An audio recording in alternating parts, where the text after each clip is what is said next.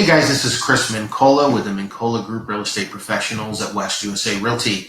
And I just wanted to give you a quick intro here to a market update our broker just did to kind of go into the numbers and the facts about what's going on in the Phoenix metropolitan housing market and real estate market. And what's going to be very surprising is that the numbers that we're bringing, these were kind of brought out on this Monday, April 13th, okay, these stats. But what's interesting is week over week from not only last week, but or the previous week and previous month, but this past week and last year, 2019, the numbers are pretty similar except for the fact that there may be a hair less under contract right now, but as far as like homes going on the market or people that actually have to buy that are serious buyers that really want to move and need to move and buy are doing it anyway, or need to sell their home, they're doing it anyway. We're looking at 2 months supply. That's pretty brisk, and for our market, pretty normal because homes sell so fast. And we're also looking at prices steadily going up, not crazy, but steadily going up, and the list price to sales price ratio is pretty much steady.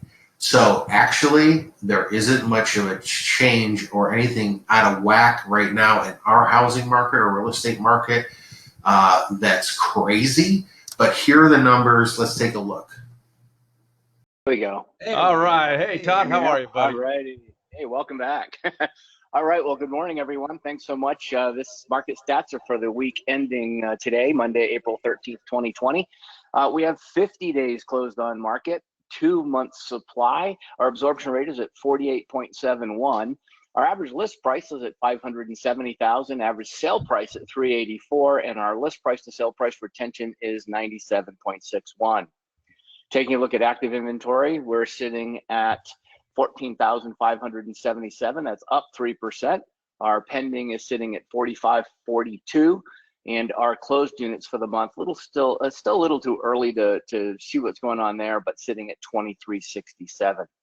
Looking at new listings, we took 2,033 new listings this past week. That's down about 13%. I think that's probably reasonable. We're going to talk a little bit about how COVID's affecting these numbers. And our days on market for closed is sitting at 50 days on market. So looking at our price ranges, I wanted to show you something just a little bit different. I wanted to compare this past week over this past week last year. And I thought this was a really good comparison because, everybody's saying there's no product, that nobody's listing their homes, that, market's, shrinking, all these different things. And I'm here to tell you that's not necessarily true. And here's the numbers that support that. Still, we're sitting, if you look at both lines across in comparison, you're sitting at the 0 to 200,000, 2 to 3, 3 to 4, 4 to 5 in this particular box. You'll notice that the average days on market today is sitting at 55 days, and back last year was at 73. So realistically, the market is more brisk right now by about 20 days than it was last year, same period. And that price range still represents about 70% of the inventory. Taking the next box down, we see we've got 500 to 1 million.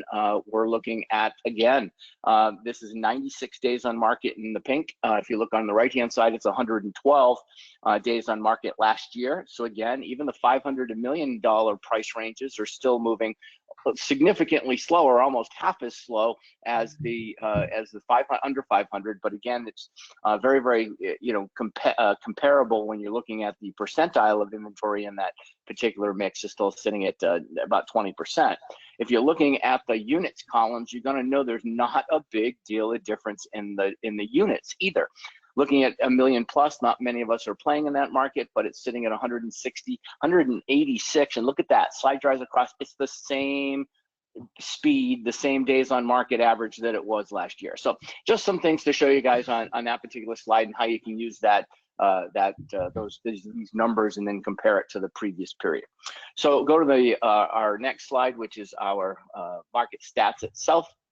And we're added a new column, which is the one highlighted in red. And this is the last year, same week. So again, we're now trying to see what are the differences in what our normal cycles are in comparison to what we're experiencing right now in this COVID. So let's take a look. First box, which is the next slide, is looking at we've got 2,033 new listings taken this past week. It was down from 2,300, but again, last year, it was 2,330. So, last week versus this week versus last year, we're taking this, okay, you ready for this? We're taking the same amount of listings, a few less, but not significantly less, because last week was 2,300, which is the same as last year. The next section is looking at the detached property, single family detached. We started this a little while back. Active inventory last year, though, I should mention, was at 18,400. We're at 14,500 right now, and 14,500 is about 4,000 more properties on the market than there was last month. So again, beginning of last month. So, what we're basically saying is that, inventory has been increasing because, again, there's been some fewer sales. But again, fewer sales, but still adding the same number of properties each week. The same number of people still want to sell.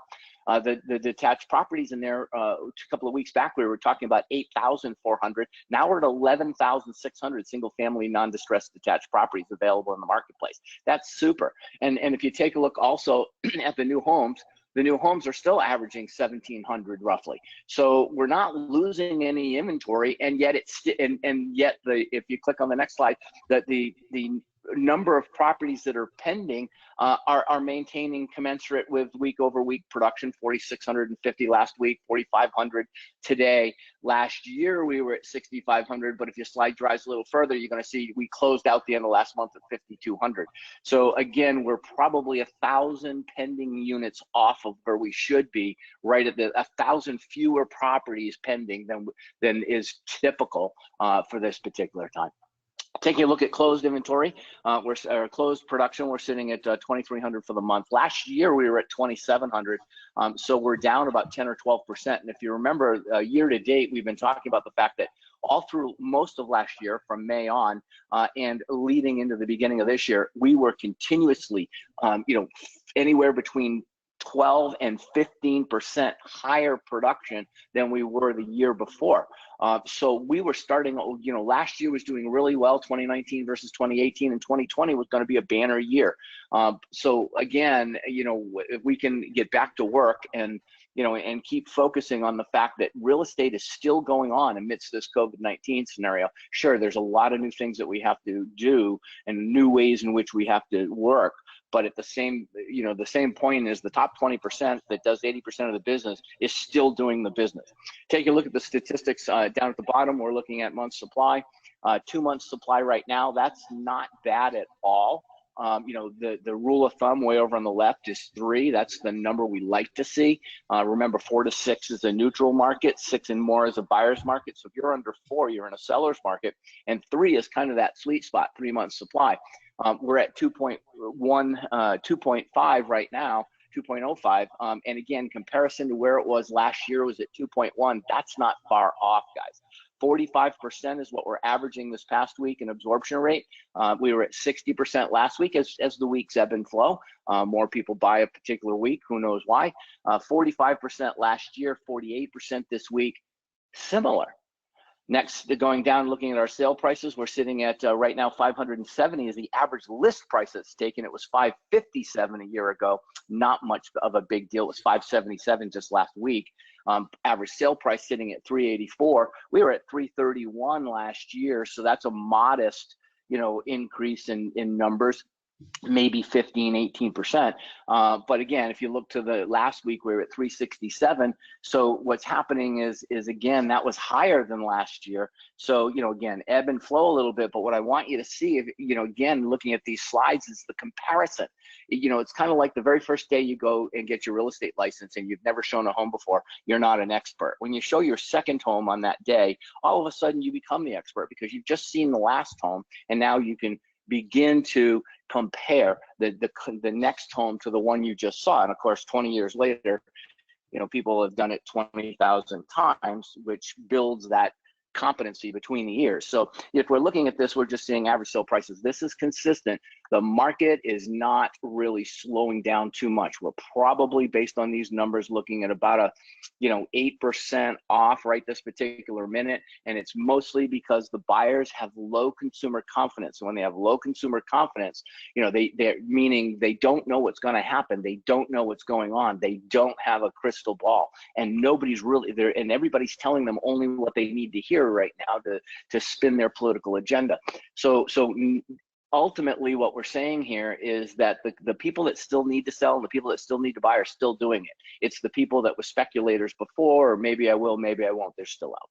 Taking a look at the days on Todd, market, we're sitting. So let me stop you sure. here just real quickly. Can you, I mean, I know you may not have them in front of you, but taking a look at over the last 2, 3, 4 weeks, can you ballpark it? Have property values or average sales prices dropped, and if so, at what percentage? Because that's the biggest question I think that all agents are getting from their buyers is they're wanting to wait because they're expecting property values to drop.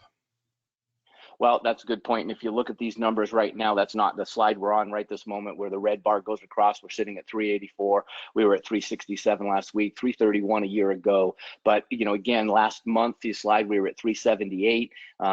So the difference between where we ended 375 in February, 378 in March, 384 averaging, this will probably come out more like close to just 379 to 380. So the answer to that question is the prices, based on what we're seeing closing, are not, people aren't giving up anymore. And if you click the next button, actually, if you just go twice more down to the bottom where we see the list price to sale price retention, this is at 97.61. What's this? When the offer was accepted, what was the reduction between the list price and the offer price? And that's why this is the key factor for that answer, Mike. We're at 97.61. 97.8 has been the historical number for a long, long, long time, 20 something years, almost 30 years. We've been averaging about a 2% negotiation here. A year ago, we were at 97.71, same period. Last week, we were at 98.6. When you go higher with that number above 97.8, it means the seller isn't giving up as much. And so this is a very, very, very important number, because if it goes the other way, if it's lower than 97.8, it basically means the sellers are still having to compete in the marketplace. Right now, 97.6 is a very, very comfortable number. So my answer to that, Mike, based on that, is sale prices are not being affected. The sellers, it may be if, the sellers are desperate and they need to sell, they'll take a number that they maybe hadn't thought about taking prior. But net, what we're seeing is the prices are staying the same. So my recommendation out there is you're still getting multiple offers. You're just not getting 8 to 10 of them. You might be getting 2 to 4 of them. So the market is still relatively competitive. Did that answer your question? Yeah, it did, Dad. Thank you. Okay, you're welcome. Well, you can see us in a lot of different ways. We go over this each week. I'll save us from having to go through everything, but these are the different ways in which you can go and find us on the internet in many different ways. The YouTube is probably the best because it will show you the slides and the narration along with it. And I think right in this particular market, that's what you got to be listening to, not so much just the podcast itself. So thank you, everyone. I appreciate you tuning in, and I look forward to next week. All right. Thanks, Todd. Appreciate it. Stay safe.